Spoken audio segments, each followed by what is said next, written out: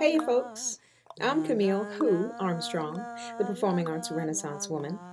For over 40 years, I've worked as a performer, educator, consultant, and coach. But most importantly, I'm a parent. From classrooms to stages to bedtime routines, I've spent my life nurturing creativity, character, and connection in the next generation. This series is for you, whether you're expecting, learning as you go, or parenting for the first time, or even third time around. I'm here to share the insights, tools, and real talk I've gathered over 4 decades of hands on experience. Welcome to Camille Who, the Child Whisperer. I'm so glad you're here.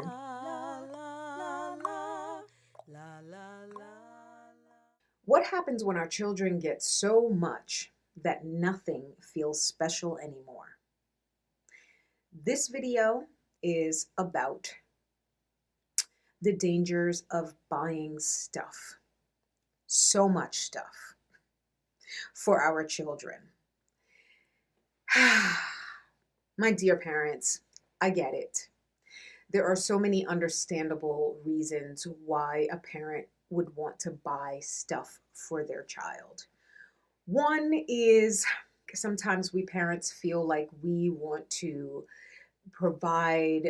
we want to give our child or our children what we never had growing up. Sometimes we just see something that our child might like, and so we want to pick it up and give it to our child. And sometimes we just enjoy the happiness that our child exhibits when we get them something new and shiny. But here's the hidden danger. When they're getting so much stuff, children then become addicted to the feeling that they get when they get that new shiny thing, which then starts to wear off. Parents also get addicted to watching their child be, and the joy that their child exhibits when their child gets something new and shiny from them. That's a danger as well, right? Because then the parent is trying to feed that addiction as well. The child is now receiving, and this creates an early reward-seeking brain pattern. Not safe. The excitement fades quickly. The novelty is constantly needed. Satisfaction becomes short-lived, gratitude decreases, and the imagination, because boredom becomes unbearable, then a child is more focused on being bored than focused on creating something that takes them out of boredom. When a child has too much, their imaginative skills weaken, their problem-solving skills weaken, independent play becomes more and more difficult, social play also can suffer. You ever bring your child to a party or a play date and the other child, because they're so used to having and getting that they don't want to play, they don't want to share their own toys at their house with your child? You ever get that? And then then your child can't be content. And that's a part of emotional intelligence and emotional regulation, is just like, this is what we do. We just got to wait, or we just have to be okay with not having any toys around, and let's, figure out something to do. Now, here's the thing. Being bored is actually a good thing. I remember, I want to say either I watched a video or read an article.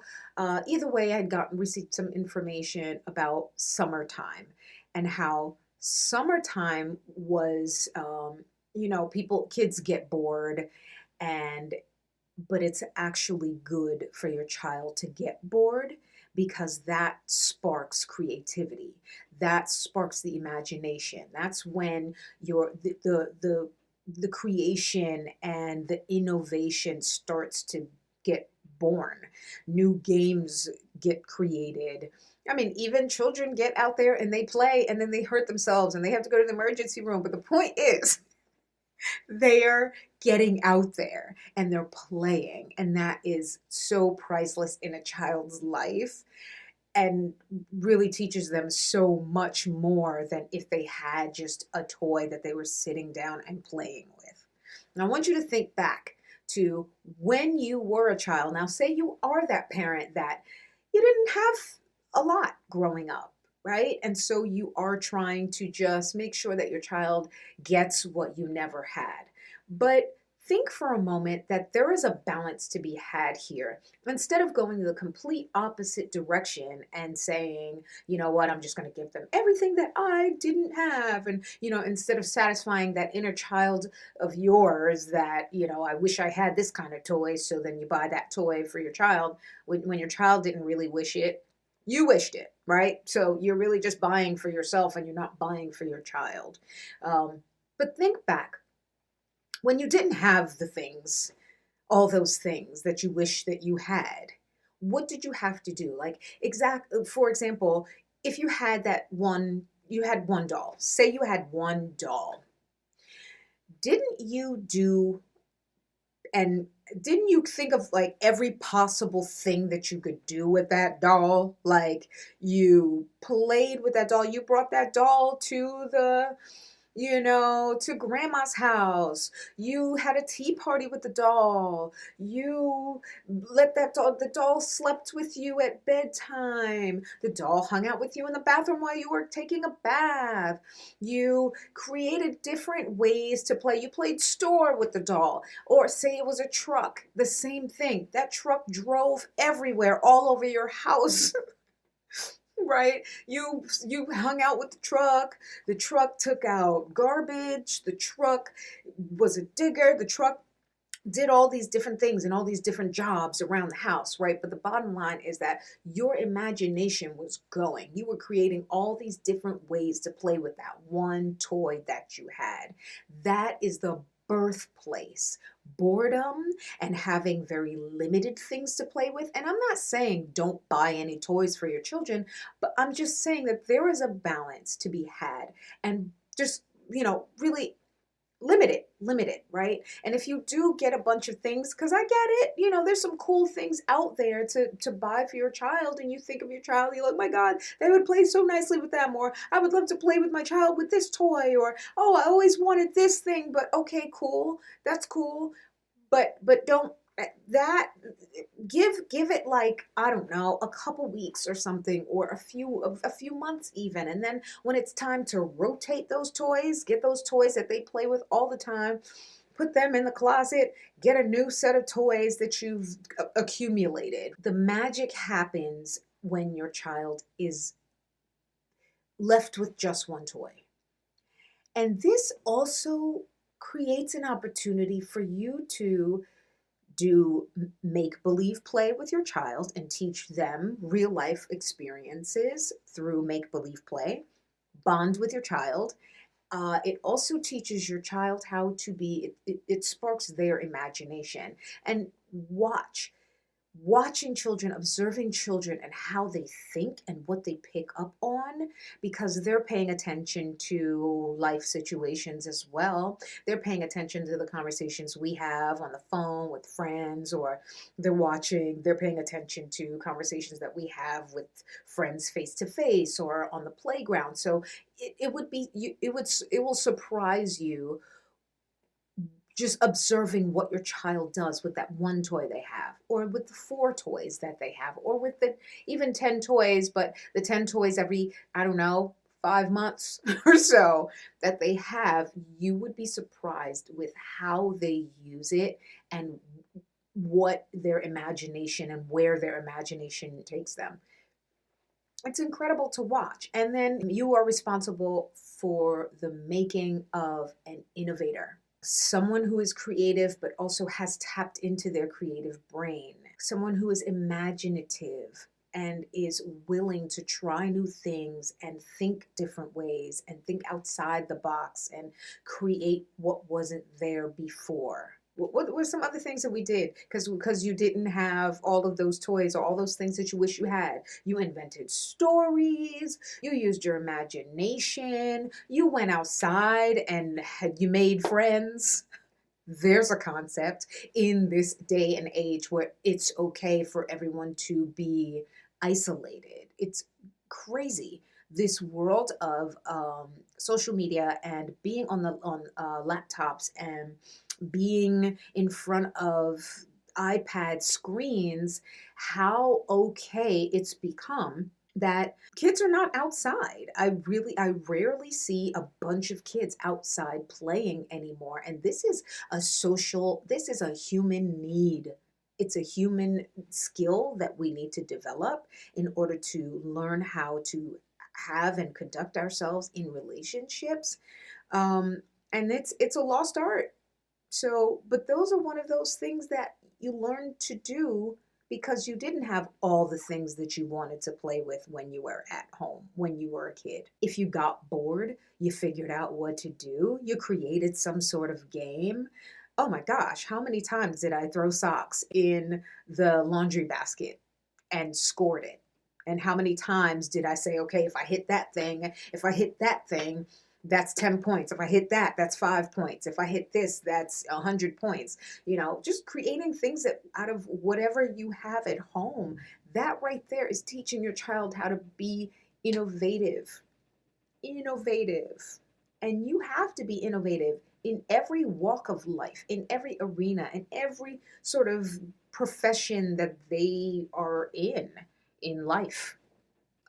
I suggest that it's okay to buy toys. Of course it is.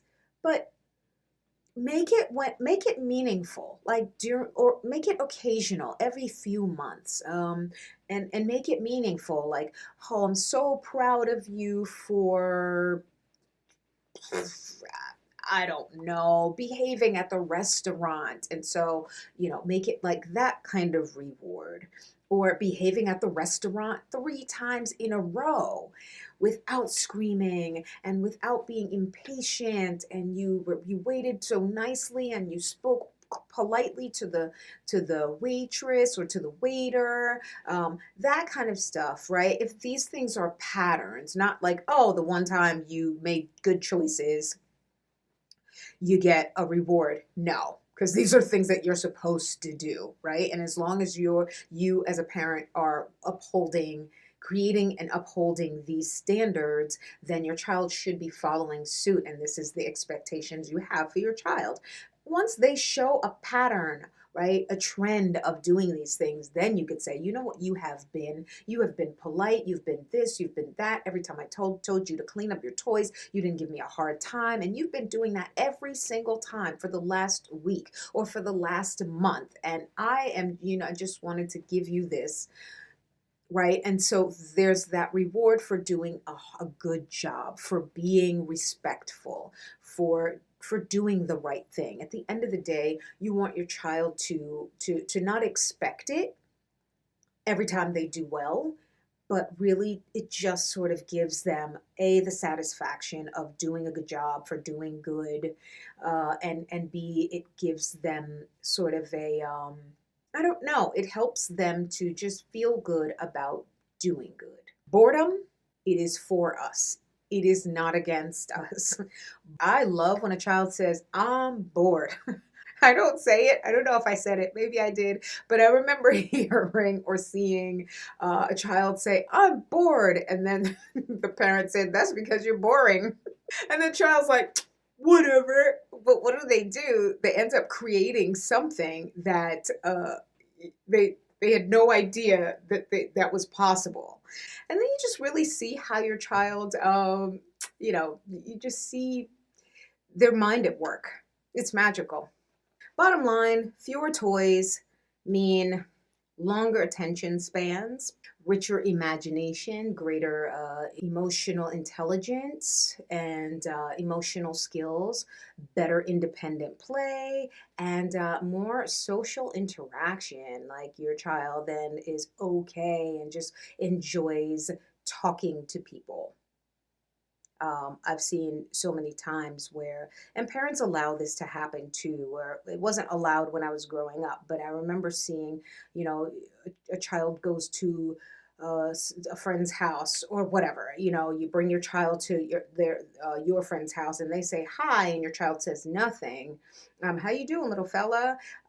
It was not okay to not answer. My mom would say, such and such asked you a question, and I'd have to answer that question. Oops, sorry about that, right? It was not respectful when an adult asked you a question. It's an adult that you know, not a stranger, but that adult said hi to you or asked you a question and you didn't respond. You had to answer that question because it was an adult that was talking to you. So it improves their social interaction.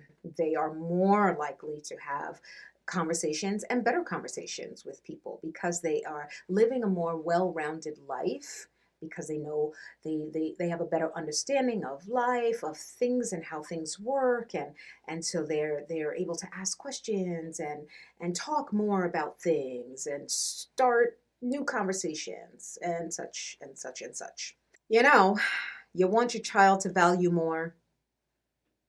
Slow down on the buying of the toys.